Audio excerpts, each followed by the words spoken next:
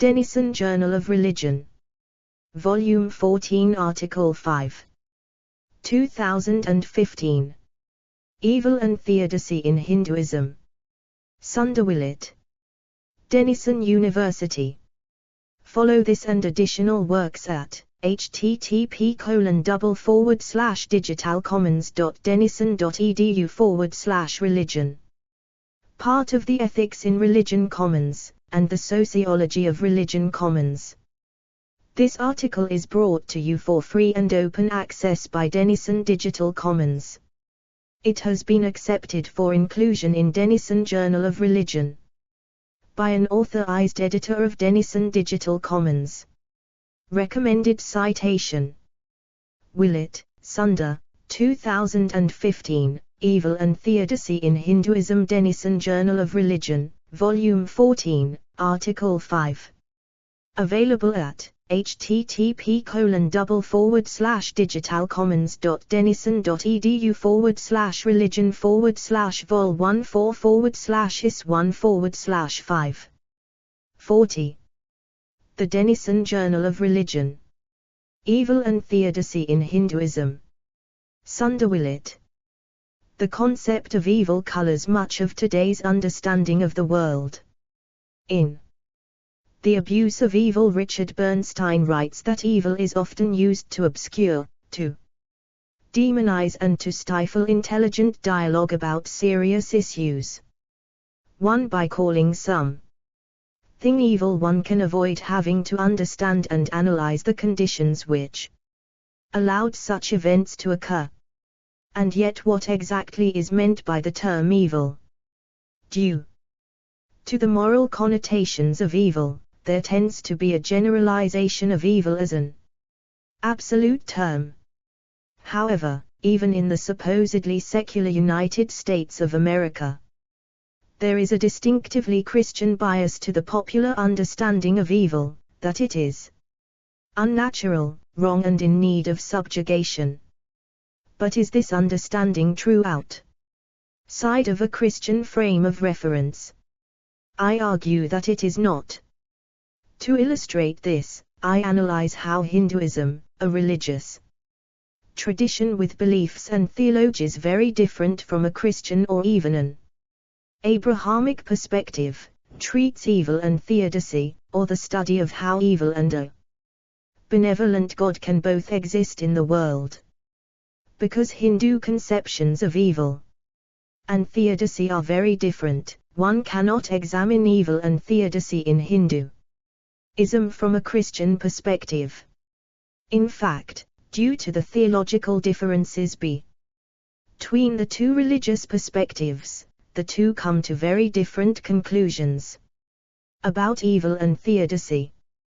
The Hindu perspective on evil and theodicy is informed by its unique, multifaceted and ultimately context-sensitive theology and on its unique beliefs in rebirth, reincarnation and karma. In this paper I examine evil and the question of theodicy within Hinduism. To provide a greater context, I compare the Hindu conceptions of evil and theodicy to how Christianity generally treats evil and theodicy. Beyond a simple examination of these two, however, I first look at how the terms evil and theodicy have usually been used and some of the cultural and religious baggage these two terms carry.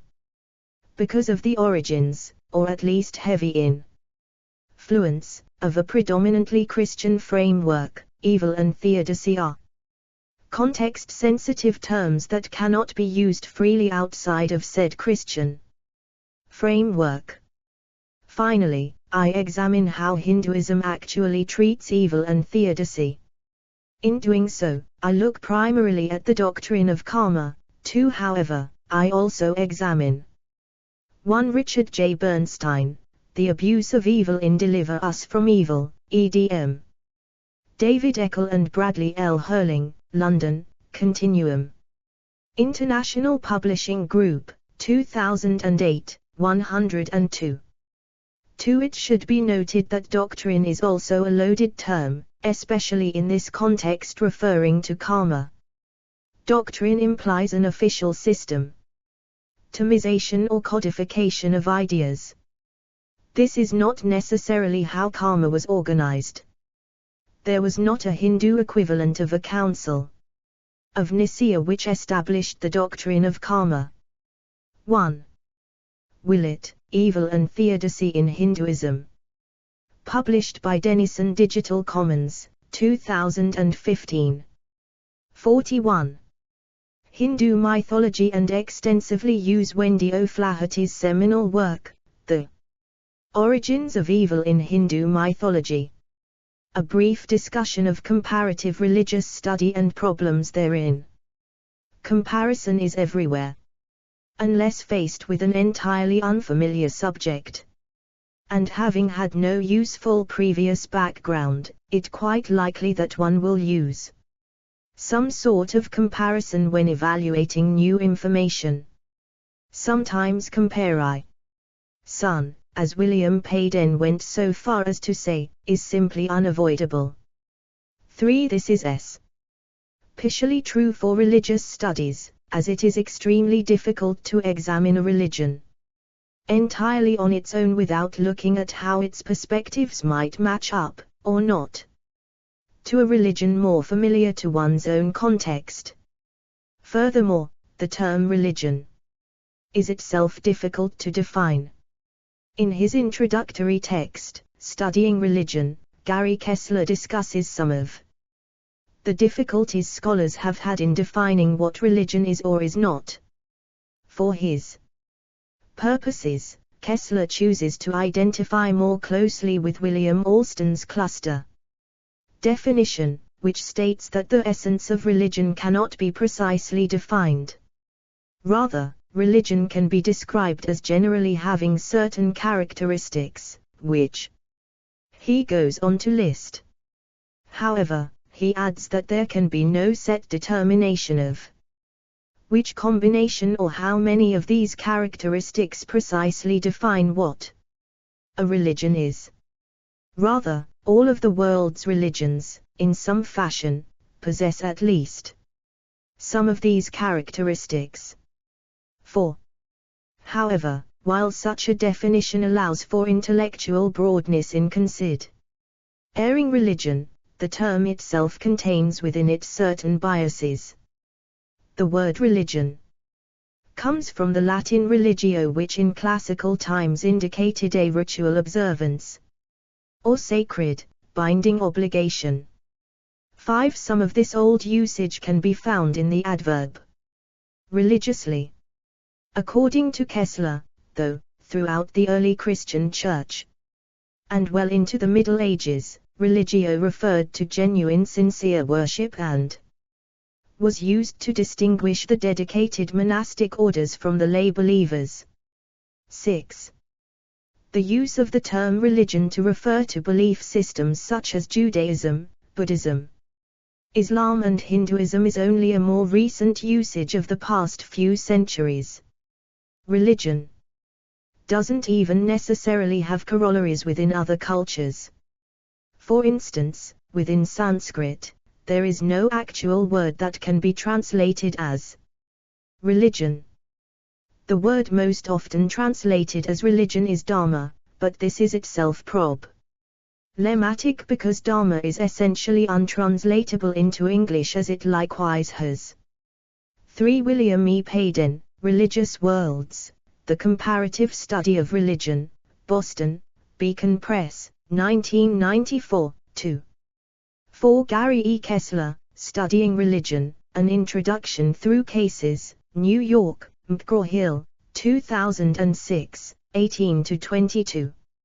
5. Payden, Religious Worlds, 11. 6. Kessler, Studying Religion, 22. Evil and Theodicy in Hinduism. 2. Denison Journal of Religion, Volume 14, 2015, Art. 5. http://digitalcommons.denison.edu/religion/vol14/is1/5 42. The Denison Journal of Religion. No English corollary. 7. Dharma means something like order, virtue or way of life. So while it is similar to a Western Christian conception of what religion might be, applying religion to Hinduism still imposes some sort of cultural bias. If this is true with the most general term religion, definitions become even more problematic when using the terms evil and theodicy to describe elements of Hinduism and Hindu theology. To be sure, there are definite corollaries between a Christian conception of evil and theodicy and a Hindu conception, but to use such terms without any sort of caveat would cause assumptions about Hindu theology that otherwise could be avoided. What is evil?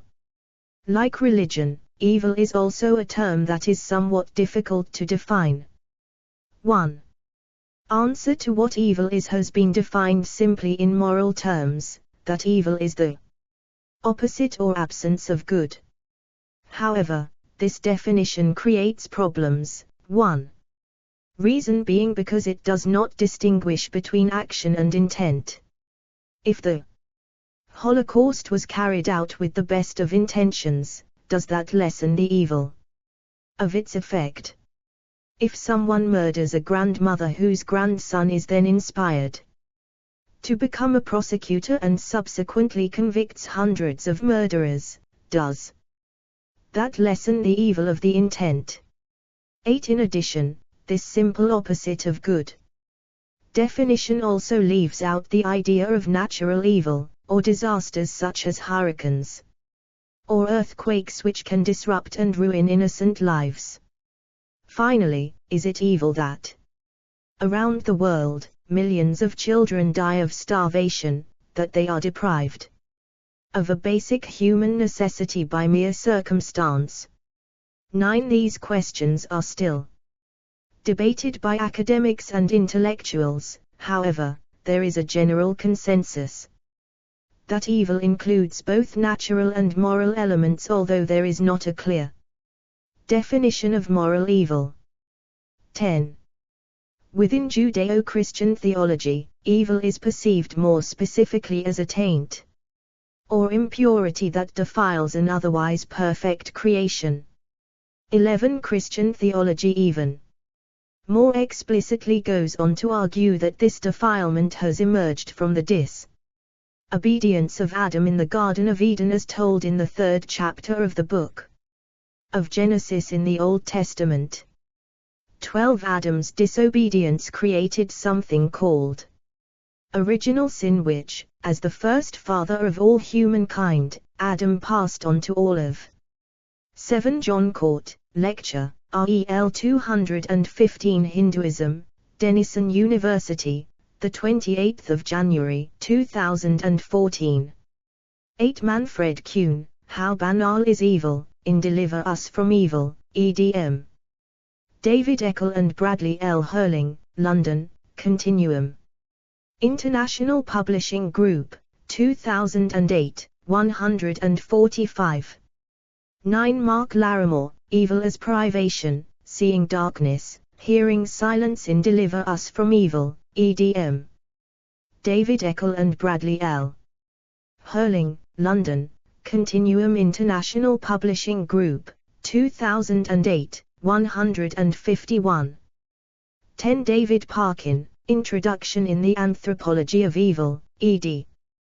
David Parkin, New York, Basil Blackwell Limited, 1985, 15. 11. Donald Taylor, Theological Thoughts About Evil in the Anthropology of Evil, ed. David Parkin, New York, Basil Blackwell Limited. 1985, 32, 38. 12. Ibid, 36-38. 3. Willett, Evil and Theodicy in Hinduism. Published by Denison Digital Commons, 2015. 43. His descendants, i.e. all of the world's population. So, in this sense, all of human kind has been defiled and exists in a state of impurity. This concept of original sin also helps answer the question of theodicy in Christianity, as it explains how evil entered into the world if it was created by an ultimately good God. However, this concept also means that, within Christianity, evil is inherently unnatural as it was introduced into creation by beings who were not the creator. Therefore, Christianity ultimately seeks the elimination of this evil, which defiles God's creation and is in contradiction to the Creator God. This Christian view of evil can create problems when examining evil in other contexts and religions.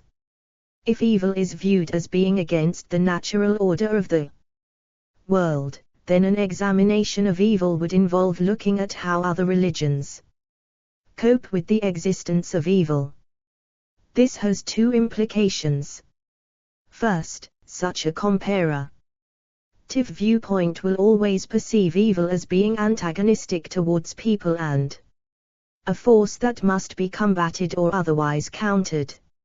Second, such a viewpoint presupposes that good and evil must exist in a dichotomy or binary. Thus, if one is not already, one would seek to be on the side of good through salvation or redemption, both of which are prominent features of Christian theology. However, both of these implications lean towards a triumphal conclusion, an ultimate victory of good over evil, which can truly be said to be present within Hinduism. What is theodicy?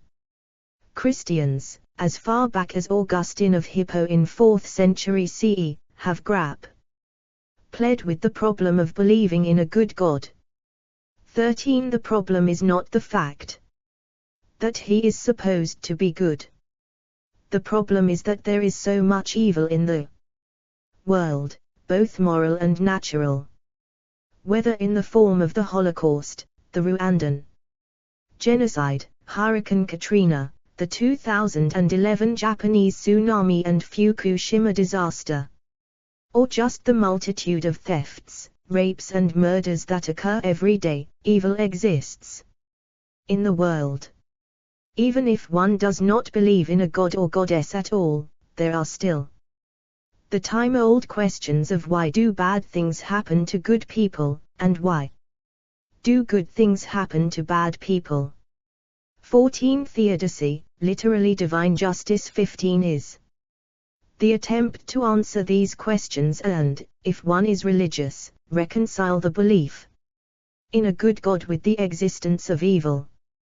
While the term itself originates with the 18th century philosopher Gottfried Leibniz, the actual questions surrounding theodicy have existed for hundreds, if not thousands of years.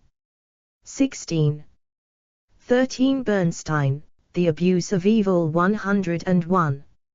14. Max Weber, The Sociology of Religion, Boston, Beacon Press, 1963, 138.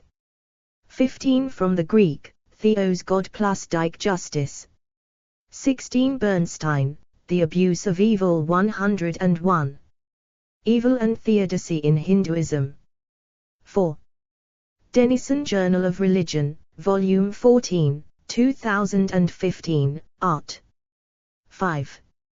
http://digitalcommons.denison.edu/religion/vol1/4/is1/5.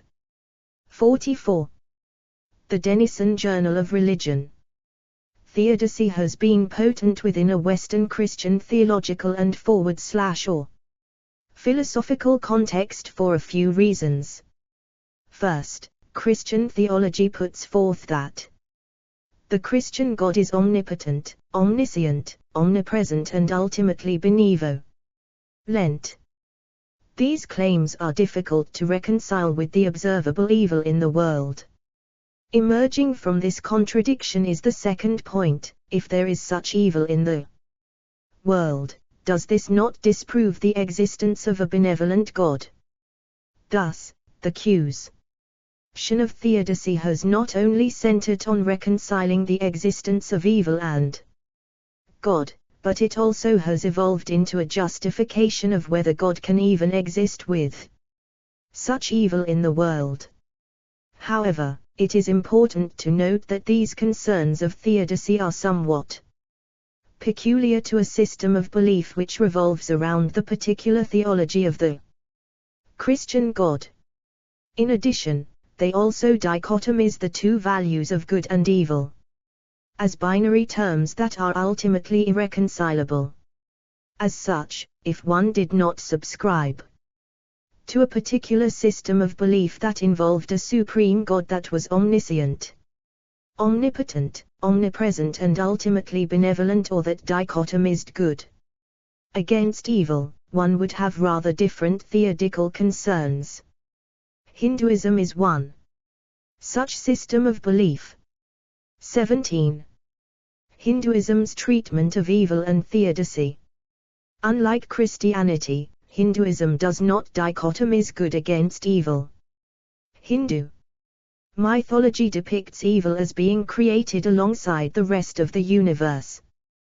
Thus, there is not the perspective that evil is unnatural and must be vanquished or conquered as there is in Christian theology, especially surrounding the figure of Jesus, the Christ.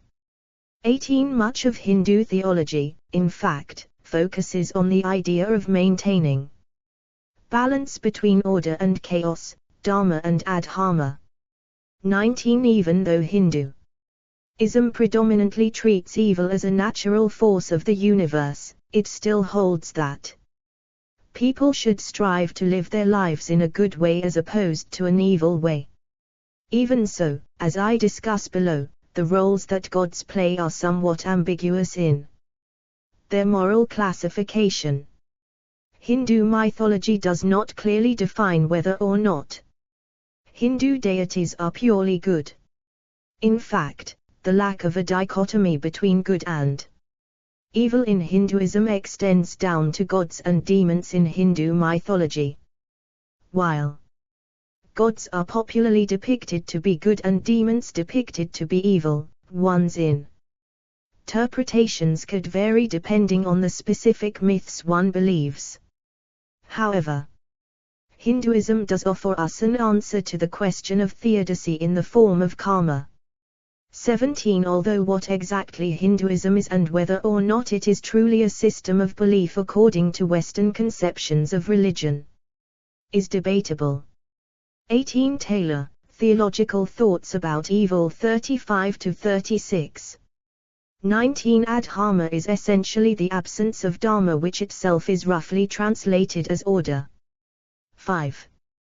Willett, Evil and Theodicy in Hinduism. Published by Denison Digital Commons, 2015. 45. Simply put, karma is a combination of the principles of cause and effect with the South Asian belief in rebirth or reincarnation. It actually offers a fairly rational explanation for why both good and bad things happen to people, according to or in spite of their most recent actions. Even though karma answers theodical questions fairly well, it does so by omitting divinity from its consideration.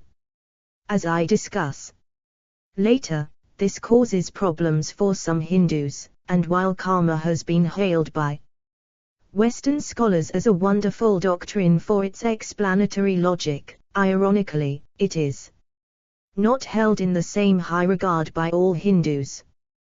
Karma as theodicy. Karma has a curious place within Western philosophy. In his The Sociology of Religion, the famous sociologist, Max Weber, wrote sweeping adulations about karma, saying, "The most complete formal solution of the problem of theodicy is the special achievement of the Indian doctrine of karma." 20. In another text, Weber wrote, "Karma stands out by virtue of its consistency as well as by its extra extraordinary metaphysical achievement. 21. Part of Weber's delight with the doctrine of karma is how it treats the question of theodicy and why bad things happen to good people. Peter Berger has said that karma is the most logical answer devised to the question of theodicy. 22. So perhaps this is why karma has become popular outside of India and Hinduism. The doctrine of karma basically states that the moral implications of one's past actions dictate what sort of events will happen to one's future self. As outlined by Bruce Reichenbach in The Law of Karma, karma involves 5 basic principles. First, every action which is performed in achieving some result or which arises from desire and passion has a consequence. In this sense, an action must not be disinterested and instead contain a motivation in order to attract karma. 23 seconds.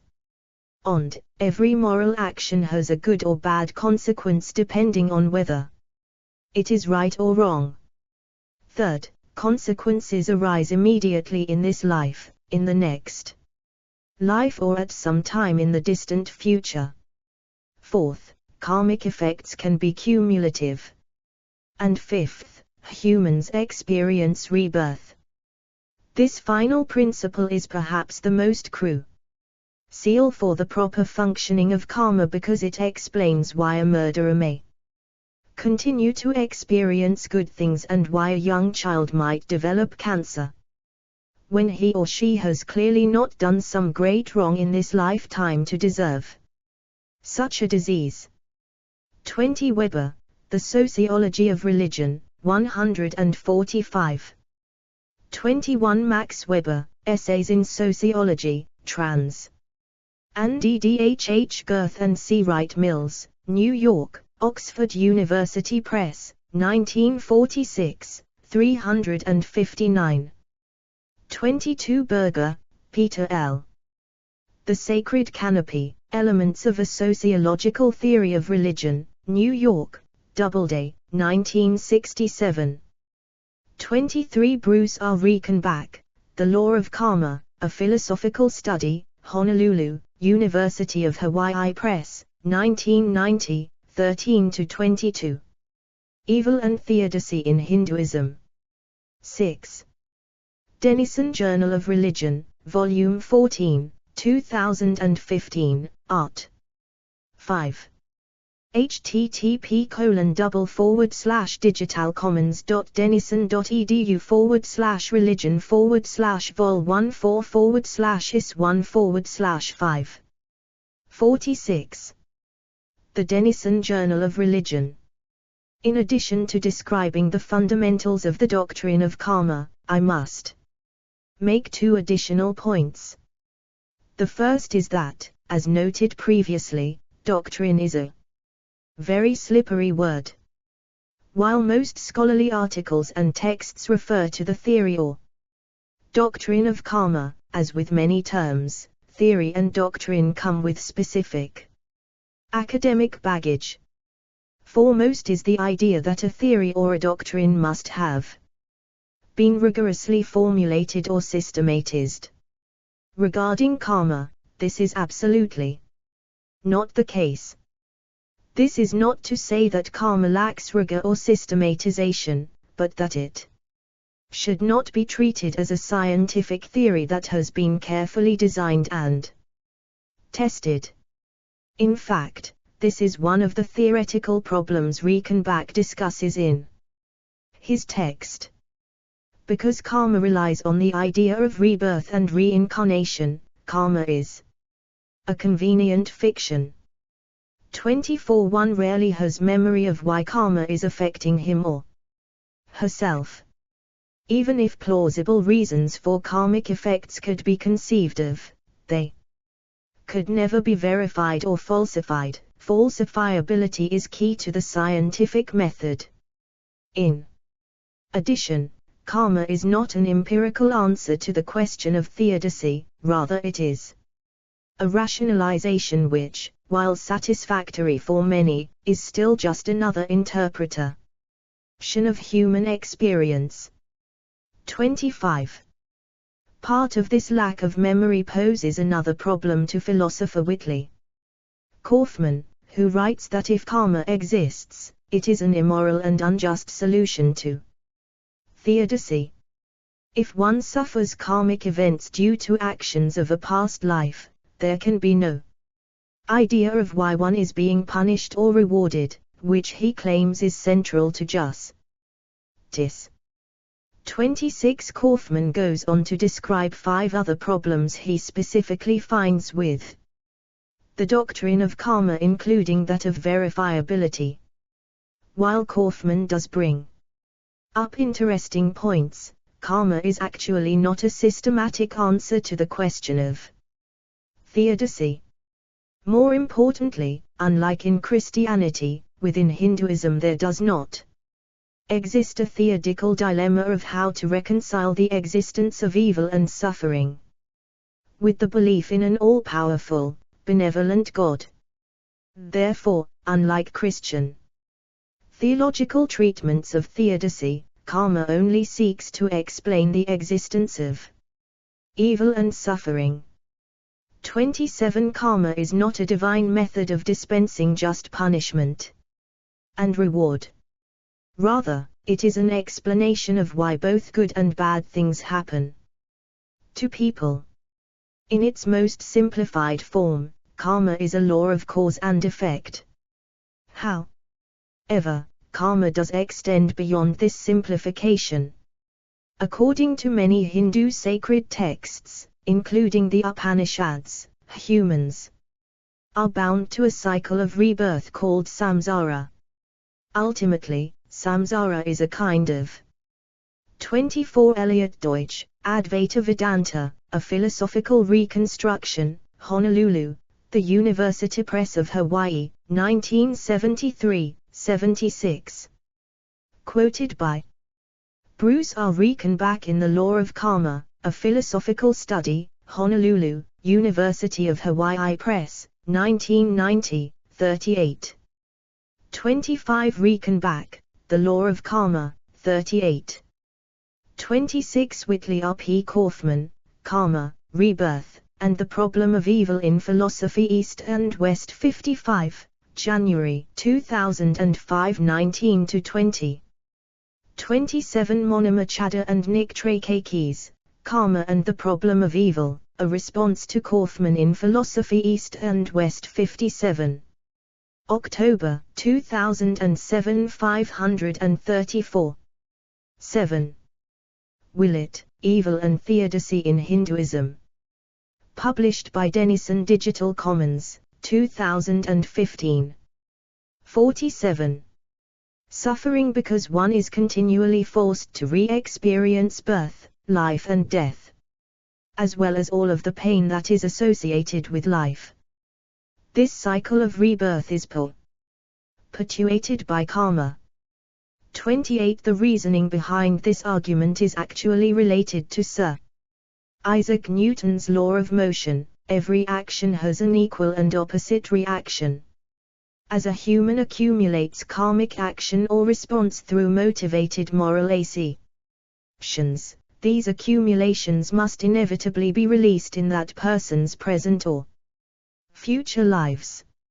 In this sense, karmic response keeps a person's soul attached to the person's physicality so that the accumulated karma can ultimately be dispersed.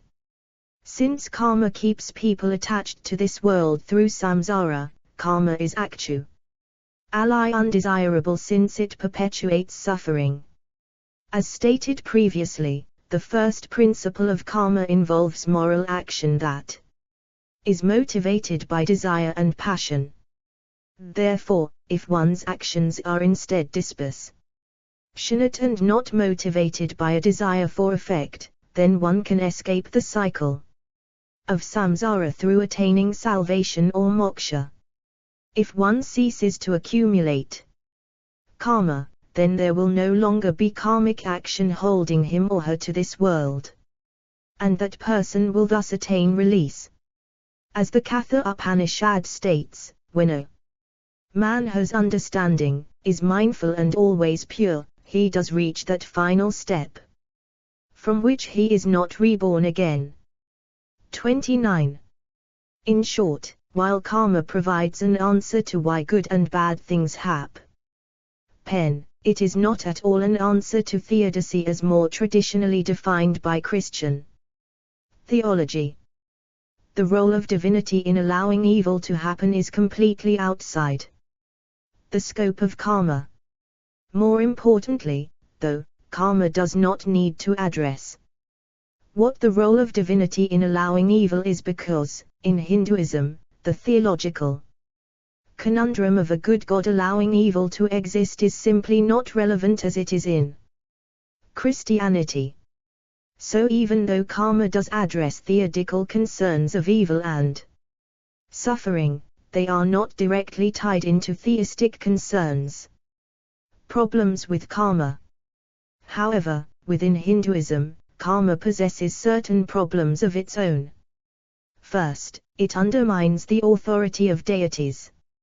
If karma ultimately dictates what happens to individuals who have incurred a karmic burden, this means that gods and goddesses can never be omnipotent and are ultimately subservient to the power of karma.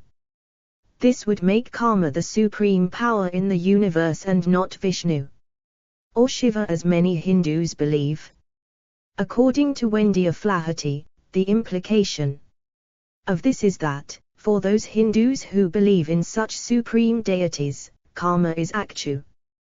28 Akiti Gloria Lamu, the concept of karma in Hinduism and Christianity, an appraisal in Asia Journal of Theology 23, 2009. 249-52. 29 Upanishads, trans. Patrick Olivelle, Oxford, Oxford University Press, 2008, Katha Upanishad 3.8. Evil and Theodicy in Hinduism. 8. Denison Journal of Religion, Volume 14, 2015, Art. 5. http://digitalcommons.denison.edu/religion/vol14/is1/5. 48. The Denison Journal of Religion. Ally relatively unimportant and can be overcome by devotion. 30. This is actually a core aspect of Vaishnavite and Shaivite theology, that through proper devotion to one's respective God, one can receive salvation and grace. Despite the high regard in which Western philosophers, such as Max Weber, might hold karma, karma is not readily accepted by a majority of Indians and Hindus. Lawrence Babb describes how in Tamil Nadu, the southernmost Indian state, there are two explanations for misfortune. The first involves karma. The second involves a belief called headwriting, which basically says that one's destiny is written on one's forehead 6 days after birth, depending on the desire of the individual, whether or not one wants to take responsibility for moral actions or assume, fatalistically, that such deeds were inevitable. One could conceivably choose between either karma or headwriting to explain events and actions. 31. Finally, some scholars have raised the problem of free will and how karma figures into free will. Johannes Bronkhorst discusses how through the accumulation of spiritual power, Brahmin priests were capable of inflicting curses on people. 32. However, if a priest inflicts a curse on an individual, is it because of karma or because that priest chose to curse that individual?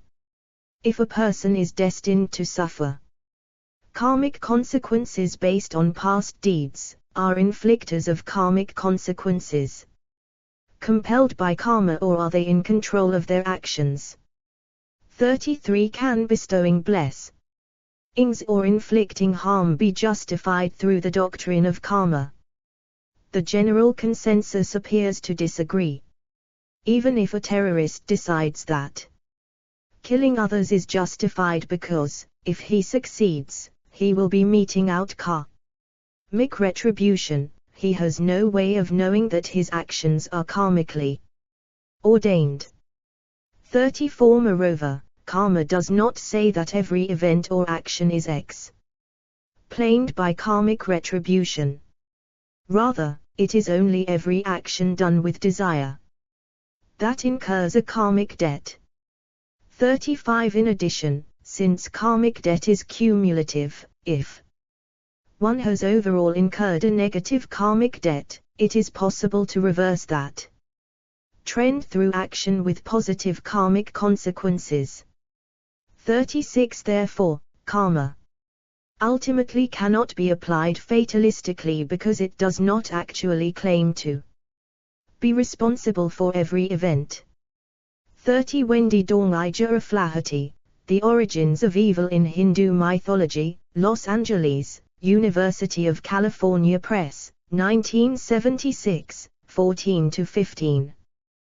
31. Lawrence Abab, Destiny and Responsibility, Karma in Popular Hinduism in Karma, An Anthropological Inquiry, ed. Charles F. Keyes and E. Valentine Daniel, Berkeley, University of California Press, 1983, 172. 32. Johannes Bronkhorst, Karma, Honolulu, University of Hawaii Press, 2011, 98-100. 33. Kaufman, Karma, Rebirth, and the Problem of Evil, 24-26. 34. Chadha and Trake Keys, Karma and the Problem of Evil, 546-47. 35. Reichenbach, The Law of Karma, 26. 36. Ibid, 52-53. 9. Willett, Evil and Theodicy in Hinduism. Published by Denison Digital Commons, 2015. 49. Evil and Theodicy in Hindu Mythology. Unlike the dichotomy of good and evil in Christian theology, Hinduism does not contain a straightforward separation between the two. For instance, there are beings called suras and asuras in Hinduism which are roughly analogous to the concepts of angels and demons within an Abrahamic concept. 37. However, while suras can generally be equated with angels on the side of the gods and asuras can generally be equated with demons in opposition to the gods, there is not necessarily a clear distinction of virtue between the two. This is because, according to Hindu creation myths, the creator, Brahma or Prajapati, created both good and evil. 38. An explanation for this is that the creator felt it was necessary for the universe to contain both good and evil in order to be complete. Another explanation says that the creator inadvertently created evil and that he was unable to undo his bringing evil into the world. Brahma is often considered a part of the Hindu trinity of primary deities, creator, preserver, destroyer. 39. Yet he only has one major temple, while the other two gods have thousands. 40. Some scholars suggest this may be because other gods offer salvation from evil while Brahma created it. Another problem with dichotomizing good and evil in Hindu theology is that it is unclear which beings represent which. According to some Hindu legends, the difference between Hindu gods and demons is that the demons are aware of the proper order of the world whereas the gods are not. Unlike the gods, the demons are enlightened beings and, if they behave antagonistically towards humans, it is because they are aware of what is best for the universe as a whole, not just what is best for humans. However, the demons, while universally benevolent, are powerless compared to the gods who are wicked. 41 Because the gods have the greater strength, they subjugate the demons and selfishly establish themselves as the beings for humans to worship. Other texts describe the relationship between gods and demons as evolving out of the jealousy of the gods. The gods desire humans to ultimately be good, but in order for people to have an incentive to be good, there must be evil in the universe which pushes humankind towards the gods. Therefore, the reason demons or evil continues to exist within the universe is because the gods permit it. 42. Since even the good or evil of the gods themselves is ambiguous, one might be tempted to conclude that Hindu gods are not benevolent and that Hindus were. 37 Theodore Gabriel, the Sura Asura theme in Hinduism in Angels and Demons, Perspectives and Practice in Diverse Religious Traditions, ed. Peter G. Riddell and Beverly Smith Riddell, Hampshire, England, Ashford Colour Press Limited, 2007, 126. 38 Aflaherty, The Origins of Evil in Hindu Mythology, 60. 39 Brahma, Vishnu, Shiva. 40 Court, John, Lecture, REL 215 Hinduism, Denison University, 3 April 2014. 41 Aflaherty, The Origins of Evil in Hindu Mythology, 63. 42 Ibbard, 87. Evil and Theodicy in Hinduism. 10. Denison Journal of Religion, Volume 14, 2015, Art. 5. http://digitalcommons.denison.edu/religion/vol14/is1/5. 50. The Denison Journal of Religion. Ship out of fear of divine retribution. However, this is not the case.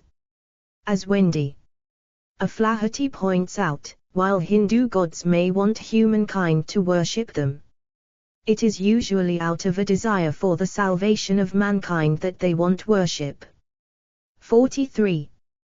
The gods might even go so far as to appear in forms of evil to bring humanity closer to salvation. According to Aflaherty, it is this action of the gods which comprises another division of Hindu mythology, devotional mythology or bhakti.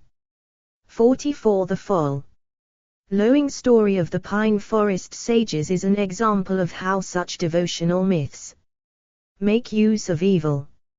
In a cave in a pine forest, there was a group of men who are either heretics themselves or Brahmin priests. Some texts even specify that they are Buddhists. Whoever the men are, the story goes to say that they have unabsolved sins. The god Shiva appears before them in the form of a heretic known as a Kapalika. 45 Shiva comes into the cave and begs for alms with a bowl made out of a human skull. An extreme example of an impure object. The priests in the cave are repulsed by this figure, not recognizing Shiva, and, depending on the source, they beat him or kill him. However, the priests ultimately end up recognizing that this impure figure is Shiva, who behaves mercifully and, while his precise action varies according to the text, then offers them a blessing. If they become devoted to him and worship him, he will absolve their sins, which are unnamed, and grant them release or salvation, also known as moksha. 46. The story of the pine forest sages provides a counterpoint to the previous examples of ambiguous virtue amongst the Hindu gods. It also provides an alternative explanation to why the gods allow evil to exist in the world. In Orthodox Hinduism, by not destroying all the demons, the gods allow evil to persist because Dharma is only valuable when Adharma also exists to balance and to contrast with it. 47. Within the story of the pine forest sages, Bhakti mythology provides an alternative explanation for why there is evil. Because the gods want to provide moksha to humankind, they actually become evil to encourage people to new levels of devotion through which they can obtain salvation. These two different interpretations of evil in Hindu mythology are different from each other and allow for very different interpretations of Hindu gods. However, according to Flaherty, this is perfectly acceptable. Hinduism is a religion which has developed without one single driving doctrine motivating it. For in 43 Ibid, 378. 44 Ibid, 82-83.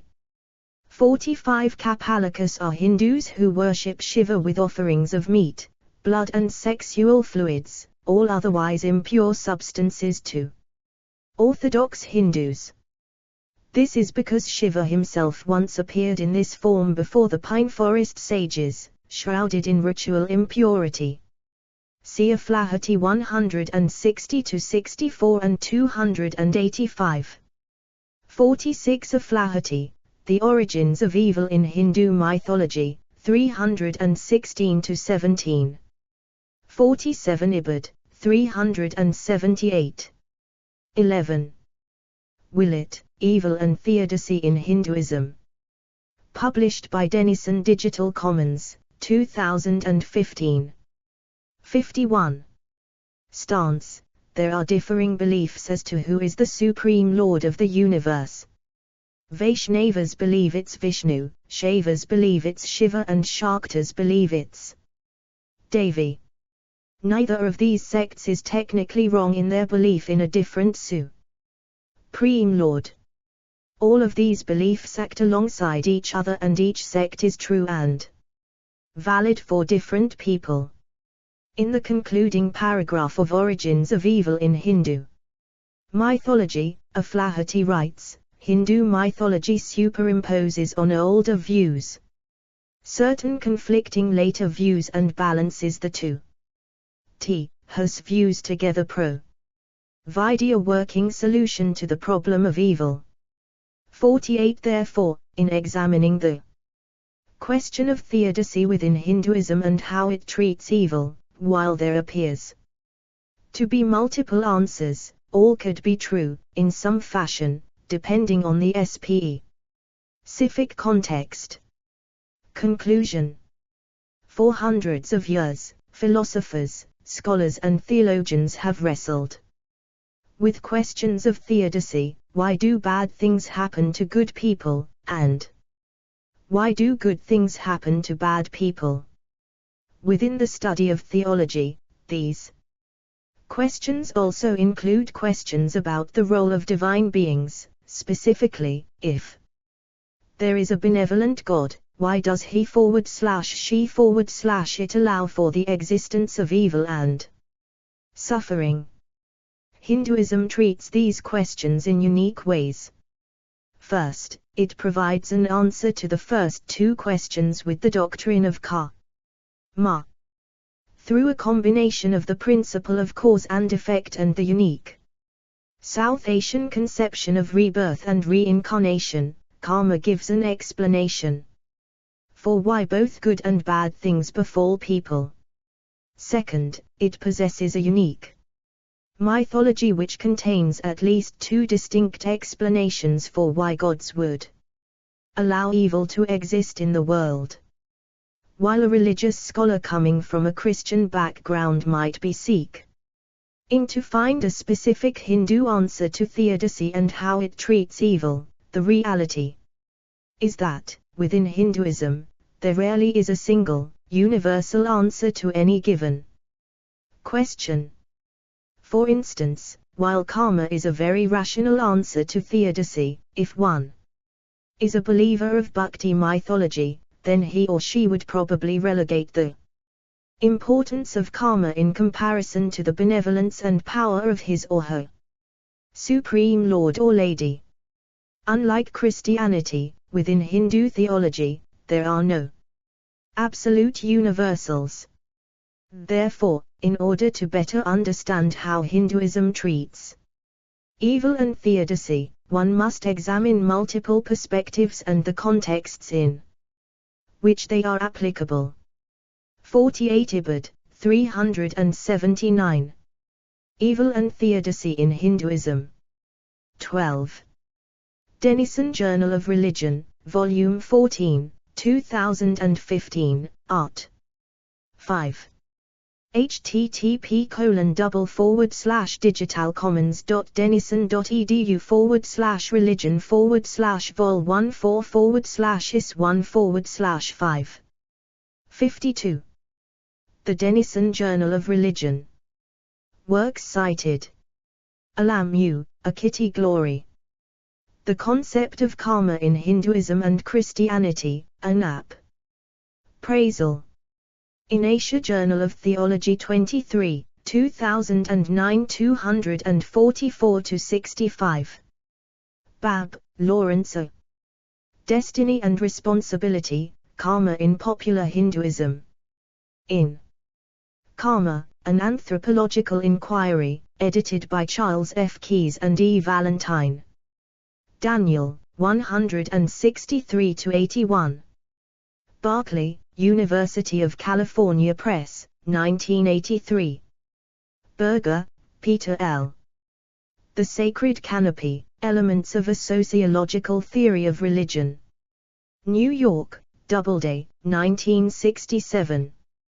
Bernstein, Richard J. The Abuse of Evil. In Deliver Us from Evil, EDM. David Eckel. And Bradley L. Hurling, 100-114. London, Continuum International Publishing Group, 2008. Bronkhorst, Johannes. Karma. Honolulu, University of Hawaii Press, 2011. Chadha, Monomer and Nick Trakakis. Karma and the Problem of Evil, A Response to Kaufman. In Philosophy East and West 57, No. 4, October 2007 533-56. Clooney, Francis X. For Your Own Good, Suffering and Evil in God's Plan Accord. Into One Hindu Theologian. In Deliver Us from Evil, EDM. David Eckel. And Bradley L. Hurling, 169-185. London, Continuum International Publishing Group, 2008.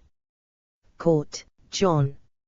Lecture, REL 215 Hinduism, Denison University, 28 January 2014. Court, John. Lecture, REL 215 Hinduism, Denison University, 3 April 2014. Deutsch, Elliot.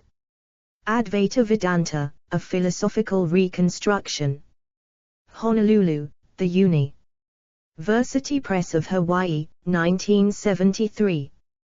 Gabriel, Theodore. The Sura Asura Theme in Hinduism. In Angels and Demons. Perspectives and Practice in Diverse Religious Traditions, edited by Peter G. Riddell and Beverly Smith Riddell, 126-139. Hampshire, England, Ashford Co. Lauer Press Limited, 2007. Inden, Ronald. Hindu Evil as Unconquered Lower Self. In Anthropology of Evil. Edited by David Parkin, 142-164. New York, Basil Blackwell Limited, 1985. Kaufman, Whitley R.P. Karma, Rebirth, and the Problem of Evil. In Philosophy East and West 55, No. 1, January 2005 15-32. Kaufman, Whitley. Karma, Rebirth, and the Problem of Evil, a Reply to Critics. In Philosophy East and West 57, No. 4, October 2007 556-60. Kent, Eliza F. What's written on the forehead will never fail, Karma, Fate, and Headwriting in Indian Folk Tales. Asian Ethnology 68, No. 1, the 1st of January 2009. 1-26. Kessler, Gary E. Studying Religion, An Introduction Through Cases. New York, M.C. Graw-Hill, 2006. Kuhn, Manfred. How Banal is Evil? In Deliver Us from Evil, edited by M. David Eckel and Bradley L. Hurling, 130-148. London, Continuum International Pub. Lishing Group, 2008. Larimore, Mark. Evil as Privation, Seeing Darkness, Hearing Silence. In Deliver Us from Evil, edited by M. David Eckel and Bradley L. Hurling, 149-165. London. Continuum International Publishing Group, 2008. MacFarlane, Alan. The Root of All Evil. In the Anthropology of Evil, edited by David Parkin, 57-76. New York, Basil Blackwell Limited, 1985. Aflaherty, Wendy Dornija. The Origins of Evil in Hindu Mythology. Los Angeles. University of California Press, 1976. Olivelle, Patrick, Trans. Upanishads. Oxford, Oxford University Press, 2008. Payden, William E. Religious Worlds, The Comparative Study of Religion. Boston, B. Con Press, 1994. Parkin, David. Introduction to the Anthropology of Evil, edited by David Parkin. 1-25. New York, Basil Blackwell Limited, 1985. 13. Willett, Evil and Theodicy in Hinduism. Published by Denison Digital Commons, 2015. 53. Reichenbach, Bruce R. The Law of Karma, A Philosophical Study. Honolulu, Univer. City of Hawaii Press, 1990. Taylor, Donald. Theological Thoughts About Evil. In the Anthropology of Evil, ed. It by David Parkin, 26-41. New York, Basil Blackwell Limited, 1985. Weber, Maximum. The Sociology of Religion. Boston, Beacon Press, 1963. Weber, Maximum. Essays in Sociology. Translated and edited by H. H. Girth and C. Wright. Mills. New York, Oxford University Press, 1946. Evil and Theodicy in Hinduism. 14. Denison Journal of Religion, Volume 14, 2015, Art. 5. http://digitalcommons.denison.edu/religion/vol14/is1/5